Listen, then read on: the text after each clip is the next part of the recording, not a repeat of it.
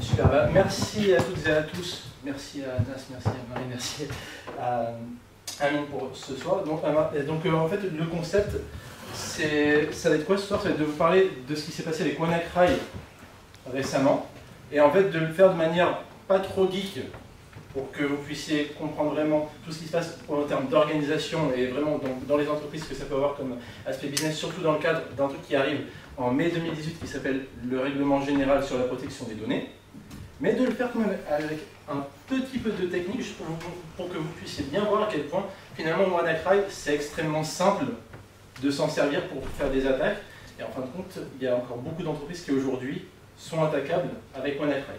Donc l'idée c'est vraiment de revenir là-dessus et de vous montrer un petit peu quelles leçons en tirer pour la protection de vos entreprises et puis celle aussi de vos fournisseurs, puisque dans le cadre du règlement général sur la protection des données, dans le cadre du RGPD, en fait vous allez aussi être co-responsable en cas de défaillance de vos fournisseurs sur un certain ensemble de risques informatiques. Alors je m'appelle Maxime Aléline, je dirige une boîte qui s'appelle Cyberwatch, on est une TPE, on est 7. En fait, à 12 ans, je m'amusais avec un jeu qui s'appelle Warcraft 3 qu'on m'avait prêté, mais je ne voulais pas le payer. Et puis j'ai commencé en ouvrant le fichier du jeu et j'ai regardé ce que je pouvais faire pour jouer sans le CD. J'ai vu que j'avais réussi à le faire tout seul. Après j'ai découvert qu'il y avait un truc qui s'appelait les Crack No CD qui était disponible sur internet, qui était beaucoup plus simple à utiliser. Mais mes premiers pas dans la sécurité informatique, du coup, c'est quand j'ai pris ce jeu vidéo. Et après je me suis dit que finalement, au lieu de se servir de ces compétences-là pour attaquer des entreprises ou des jeux vidéo, il fallait plutôt s'en servir pour aider des entreprises. C'est un peu plus intéressant. Le sujet d'expertise de Cyberwatch, c'est ce qu'on appelle les vulnérabilités informatiques. En fait, c'est les problèmes de sécurité que vous pourriez avoir au niveau des logiciels que vous utilisez ou que vous développez. Et pour ça, en fait, on a deux types d'activités. Nous, on fait des tests d'intrusion. Ça, c'est vachement marrant. En fait, dans notre métier, on simule des attaques informatiques. C'est-à-dire qu'il y a des entreprises qui nous payent pour les attaquer. Et derrière, on fait des rapports où on leur dit, voilà tout ce qu'on a trouvé. Et à côté de ça, on développe un logiciel qui aide à suivre les vulnérabilités depuis leur apparition dans le parc informatique jusqu'à la correction de ces vulnérabilités dans le parc informatique. Ce soir, on va parler de certains mots-clés qui sont revenus assez fréquemment sur les derniers mois. Il y a eu WannaCry, il y a eu Petya, il y a eu NotPetya. On a parlé de failles sur Struts aussi, du RGPD, et peut-être même que certains ont entendu parler du NIS, c'est le règlement qui arrivera normalement courant 2018 aussi, qui est une extension aussi de tout un cas de loi européenne actuellement. Et l'idée, c'est de voir quelles leçons en tirer, et surtout comment facilement limiter son risque informatique. Le plan, c'est le suivant. On va parler déjà de ce que c'est qu'une vulnérabilité. Ensuite, on va parler concrètement de ce que c'est WannaCry. On va faire une petite démonstration. J'ai une petite vidéo, en fait. J'attaque deux machines avec WannaCry. Et concrètement, dans la vidéo, j'appuie sur une touche entrée, je vais me faire un café, et pendant ce temps-là, ma machine attaque toute seule des machines victimes. Donc c'est pour vous montrer à quel point c'est simple de faire l'attaque. Et puis surtout, on va parler des leçons à en tirer. Une vulnérabilité informatique, c'est quoi? Alors, vous avez peut-être du Windows sur vos machines, vous avez peut-être du Mac sur vos machines, vous avez peut-être du Linux sur vos machines. Tout ça, c'est des logiciels qui sont faits par des humains. Et les humains, ils font des erreurs. Et le problème de ces erreurs, c'est que parfois elles peuvent nuire à la sécurité de votre système d'information. C'est-à-dire que dans le cadre d'une faille qui s'appelait par exemple Heartbleed, c'était une faille au niveau du protocole qui gère tout ce qu'on appelle le HTTPS sur un site web, c'est-à-dire ce qui gère la confidentialité des données que vous échangez avec ce site-là. C'est ce qui fait par exemple que quand vous êtes dans un aéroport, sur le réseau de l'aéroport, et que vous allez consulter le site bancaire, le site de votre banque, on ne peut pas écouter ce qui se passe sur les réseaux et voler vos identifiants. HTTPS, ça sert à ça. Et bien en fait, pas de chance. Heartbleed, c'était une faille dans ce protocole-là qui faisait qu'on pouvait voler la mémoire de la machine de la banque, par exemple. Et donc ça, c'était lié à une erreur d'un développeur. Et des erreurs, il y en a souvent. En fait, des erreurs, on en découvre à peu près 20 par jour dans les logiciels les plus utilisés. Et ces erreurs-là, elles sont référencées par des sites comme celui de l'ANSSI, l'Agence nationale de la sécurité des systèmes d'information. En fait, si vous allez sur le site de l'ANSSI, vous verrez un panel alerte. Et si vous allez consulter le panel alerte, eh bien, vous verrez toutes les alertes qui ont été publiées depuis quelque chose comme 2007-2008. Et ça concerne donc tous les problèmes de sécurité qui affectent des logiciels connus. Et en fait, on s'imagine souvent que les attaques informatiques, c'est très compliqué. mais il y a 90% des attaques réussies qui utilisent une faille qui fait partie de celles qui sont déjà publiées et qui sont déjà très connues. WannaCry en juin, ça concernait une faille qui avait même un correctif disponible depuis le mois de mars. Et quand on regarde d'autres attaques plus récentes, comme ce qui s'est passé avec Equifax, où là il y a eu 150 millions en fait, de comptes utilisateurs qui ont été dérobés, bah, c'est pareil, c'était une faille autour d'un logiciel qui s'appelle Struts, qui avait une faille de disponible et qui a été très facilement attaqué là-dessus. Donc souvent en fait, ce qu'il faut voir, c'est que les pirates ils cherchent à faire les choses simples, et les vulnérabilités qui sont publiées, c'est une sorte de cyberarsenal public qu'ils peuvent facilement réutiliser derrière. Et en fait, le problème des entreprises, c'est que surveiller les vulnérabilités, bah, ça prend pas mal de temps d'experts en général, et donc ça coûte assez cher, en particulier pour les TPE-PME. Et en fait, pour les grosses boîtes, le principal problème, c'est que le parc informatique est tellement vaste, surtout que vous avez peut-être même des téléphones portables, surtout que vous avez peut-être d'autres personnes qui branchent leur ordinateur portable, qu'ils ramènent de la maison. Ça crée énormément de failles informatiques comme ça, qui ne sont pas couvertes par la politique de sécurité des systèmes d'information de l'entreprise, et c'est d'autant plus difficile de se protéger tellement il y a de machines donc branchées. Le cas concret avec WannaCry, maintenant, très brièvement, l'historique c'est quoi? Donc on pourra peut-être envoyer les slides aussi après si vous voulez regarder un peu plus en détail. Mais en fait, entre 2013 et 2016, il y a eu un groupe de personnes, on ne sait pas trop exactement de qui il s'agit, mais il y a eu un groupe de personnes qui s'appelle The Shadow Brokers et qui a attaqué la NSA. Ils ont réussi. La NSA, donc c'est quand même une belle entité américaine plutôt solide, et ils ont volé notamment des sortes de cyber-armes de destruction massive. C'est un petit peu comme si on volait les armes nucléaires françaises, et là c'était des armes numériques. Et début 2017, ils se sont mis à publier ces armes-là sur Internet. Au début, ils essayaient de les vendre aux enchères, et après ils les ont carrément publiés, donc partiellement gratuitement, sur Internet. Et en fait, depuis peu, ce qui est assez intéressant, c'est qu'ils proposent une sorte d'abonnement aux cyberarmes, puisque si vous payez pour 20 000 € par mois à peu près, eh bien vous pouvez recevoir en avant-première les nouvelles armes qu'ils vont publier chaque mois. Donc, ce qu'il faut savoir, c'est qu'il y a eu plein d'armes qui ont été volées à la NSA et qui ont été publiées progressivement. En mars 2017, il y a Microsoft qui a proposé un patch de sécurité par rapport à ce qui est devenu WannaCry. Et ce qui est assez intéressant, c'est que les patchs de sécurité, bah, en fait, en juin, ils n'étaient toujours pas appliqués. Alors pourquoi? Les patchs de sécurité, c'est quoi? C'est par exemple quand vous avez votre machine Windows, il y a le « j'ai besoin d'installer des mises à jour, est-ce que je peux le faire? Il faudra redémarrer la machine. » Et là, vous faites « plus tard, plus tard, plus tard ». Vous n'êtes pas les seuls en fait à le faire, et dans les entreprises, c'est ce qui se passe très souvent. Et le problème quand on fait ça, c'est qu'on reste vulnérable par rapport aux vulnérabilités justement qui sont publiées par les autorités, et notamment par rapport à celles qui ont été utilisées dans le cadre de WannaCry. Dans le cadre de WannaCry, il y a eu deux éléments importants au niveau technique. Il y a eu ce qu'on appelle Eternal Blue ou double pulsar. C'est des noms super sympas pour désigner en fait une sorte de pistolet numérique. Donc c'est quelque chose qui est capable de projeter, on va dire, une charge utile qui va blesser quelqu'un. Et en fait, là-dedans, WannaCry, c'était la charge utile, c'est-à-dire c'était la balle. En fait, Eternal Blue, c'est ce qui permettait de rentrer sur la machine, et WannaCry, c'était les dégâts, c'était le virus qui a permis de chiffrer le contenu de la machine ensuite. Il y avait un gilet pare-balles qui existait donc, et ça s'appelle le patch MS17010, le nom est un peu moins sympa pour le coup, mais c'est ce qui a été publié en mars 2017 par Microsoft, et c'est ce que vous avez peut-être ou peut-être pas installé depuis. Ce qu'il faut savoir, c'est que dès qu'on installe ce patch, on ne peut plus être attaqué par WannaCry, on ne peut plus être attaqué par Eternal Blue, le pistolet ne nous fait plus rien. Donc ça paraît assez simple en fait de se protéger contre ce type de menace, mais quand on a une chaîne industrielle qui dépend d'ordinateurs sous Windows XP ou Windows Server 2003, qui tourne H24, 7 jours sur 7, et qu'on n'a pas le droit de toucher ou de redémarrer sans faire une étape de qualification qui coûte 20-50 000 €, et ben en général on se dit bon bah je ferai ça à la prochaine campagne d'audit, c'est dans 6 mois, j'ai un petit peu de temps. Et c'est là que le bas blesse, c'est là où il suffit en fait qu'il y ait une machine qui a un accès à Internet qui soit exposée pour qu'il y ait un petit robot qui vient de Chine, de Russie ou même parfois de France et qui rentre sur ces machines-là à l'aide du pistolet dont je viens de parler et qui va justement tirer la balle dont je viens de parler aussi. J'ai une petite démonstration pour illustrer un peu donc, comment ça se passe au niveau technique. Donc là, c'est ce qu'on fait typiquement dans le cadre d'un test d'intrusion.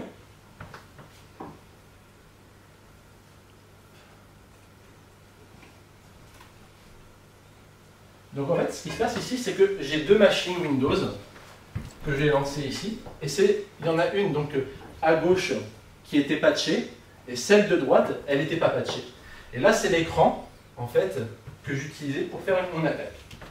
Et en fait, ce qui se passe, c'est que je tape des lignes de commande, je lance un script où j'appuie juste sur Entrée, ça va me répondre si jamais oui ou non, la machine que j'ai en face de moi, elle est vulnérable. C'est-à-dire que là, en fait, ça va vérifier si, a priori, le pistolet pourrait faire des dégâts.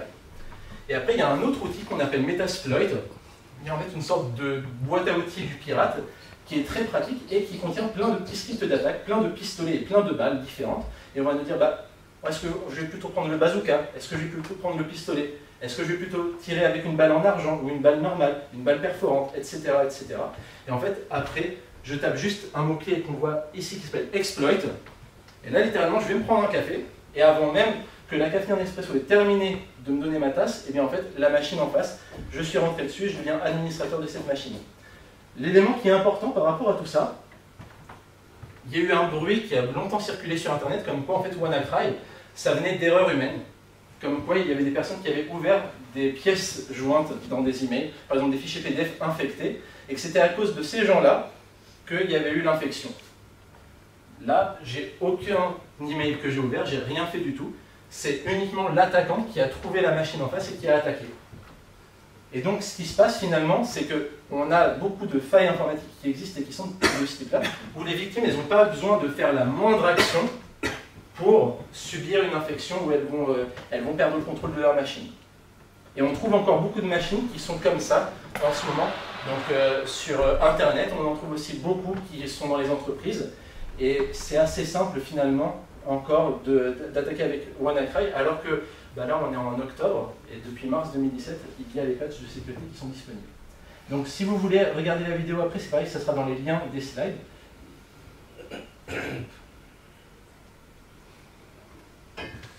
Et maintenant, si je parle de choses un peu plus concrètes, à savoir les solutions justement, ou alors l'avenir par rapport à WannaCry. Donc, le bilan, en fait, vraiment tout ça, c'est qu'il y a des outils qui existent pour attaquer. Et en fait, il y a même un site qui s'appelle exploit-db.com. C'est une base de données publique de toutes les balles et de tous les pistolets qui existent et qui sont faciles à utiliser.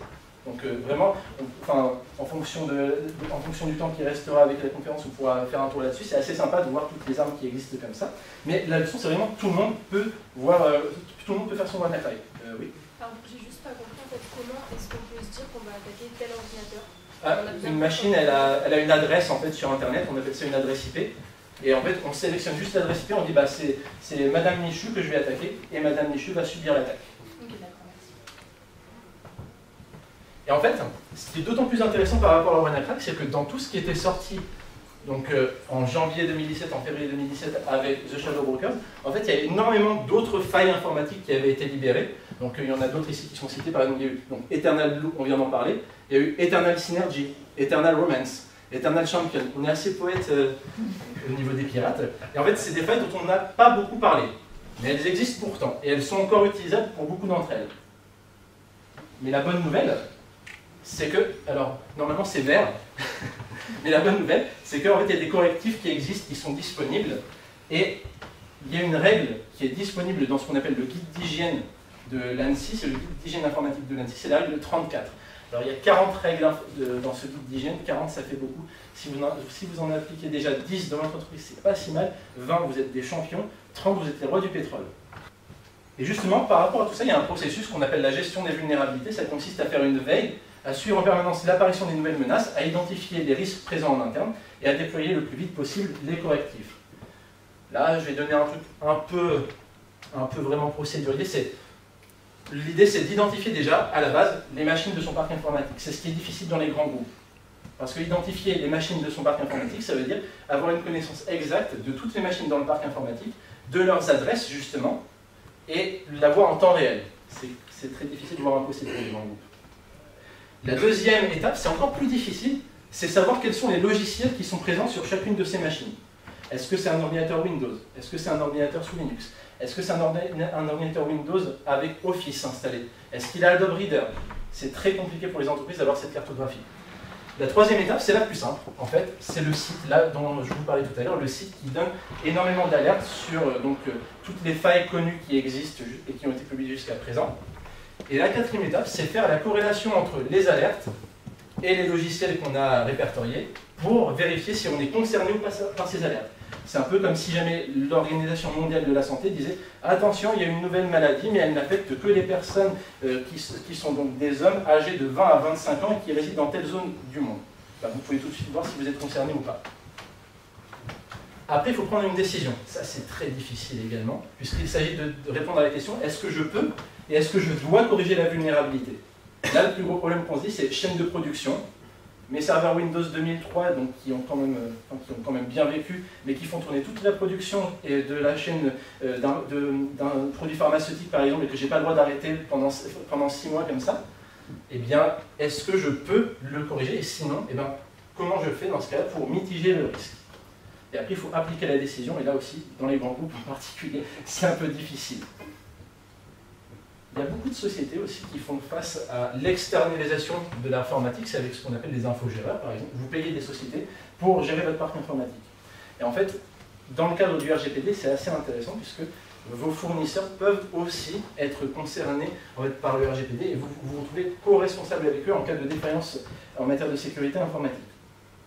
Et en fait, les infogéreurs, en général, il y a une clause dans les contrats qu'ils vous proposent où il y a écrit eh bien, moi, infogéreur, je m'engage à appliquer dans un temps raisonnable les correctifs de sécurité dès qu'ils sont disponibles.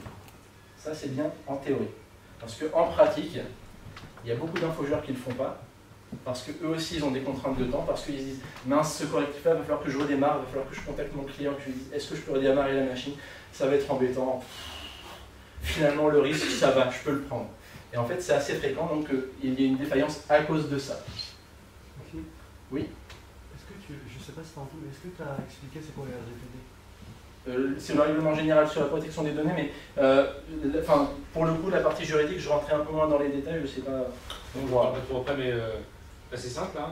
Vous foirez sur les données personnelles de quelqu'un, vous devez 4% de votre chiffre d'affaires mondial, à partir de mai 2018. C'est ça. C'est la meilleure synthèse qu'on puisse faire, effectivement. Donc quand vous dites ça à un dirigeant d'entreprise, il vous dit, mais attendez, 4% de la filiale albanaise, non, 4% de votre groupe mondial.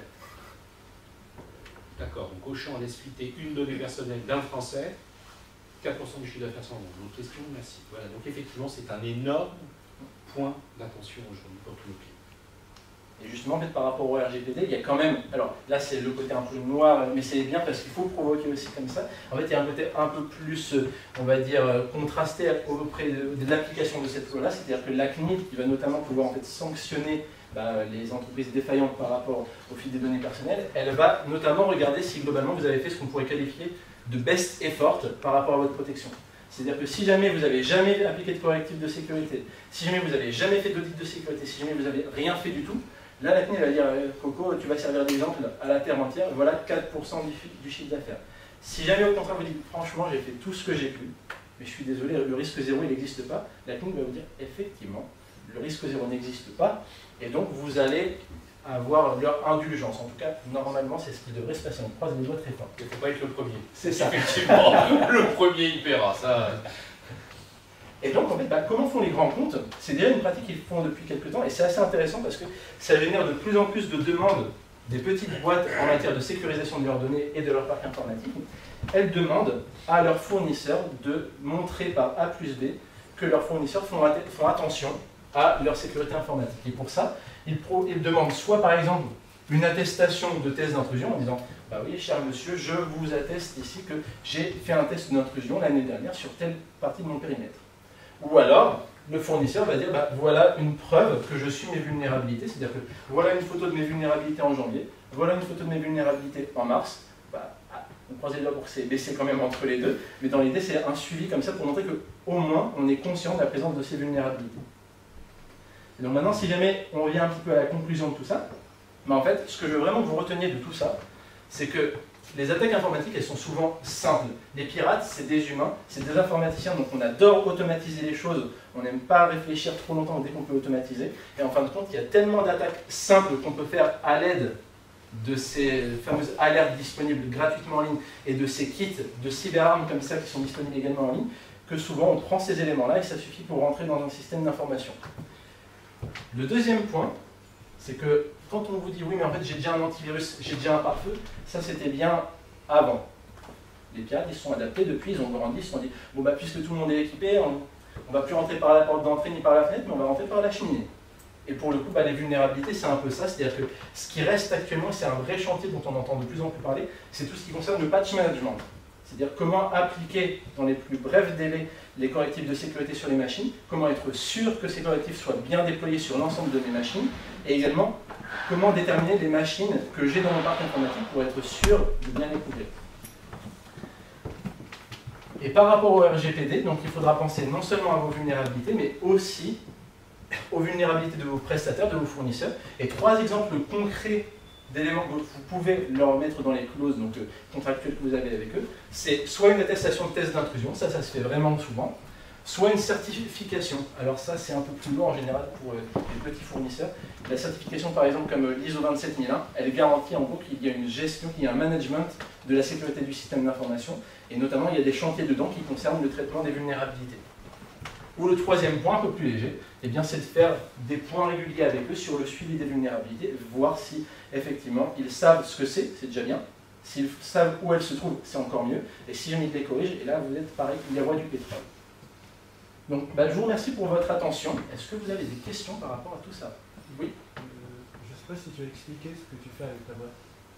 C'est parce que j'aime pas trop faire des présentations commerciales comme ça, mais en fait en introduction simplement ce que je dis c'est qu'on a 2 services, on a les tests d'intrusion, donc on fait des simulations d'attaque pour les entreprises comme ça justement, et donc on est de plus en plus sollicité nous par des petites boîtes qui nous disent je comprends pas, il y a AXA par exemple qui m'a demandé une attestation de test d'intrusion, donc comment ça se passe. Et on a aussi un logiciel qui aide en fait à faire le suivi des vulnérabilités de A à Z, c'est-à-dire que dans l'idée, on automatise toute la partie humaine, c'est-à-dire qu'on est abonné au flux des autorités, on fait le diagnostic en temps réel pour dire telle machine, elle est concernée par la vulnérabilité, et on vous permet de déployer les correctifs de sécurité en un clic. Voilà.